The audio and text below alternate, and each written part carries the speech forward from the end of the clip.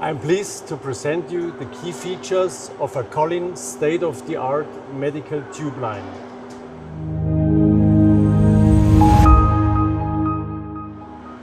COLLIN extruder. The size ranges from 12 mm screw diameter up to 60 mm. COLLIN die heads.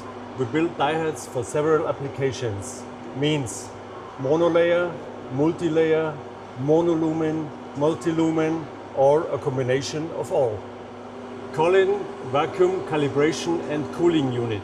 This unit has a modular structure and follows all the hygienic and medical standards. Quality control system.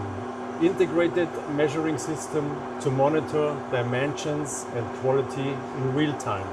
COLLIN puller and cutter ensures accurate tube length and smooth edges up to a line speed of 200 meters a minute. COLLIN medical tube line are suitable for catheters, microtubing and infusion sets.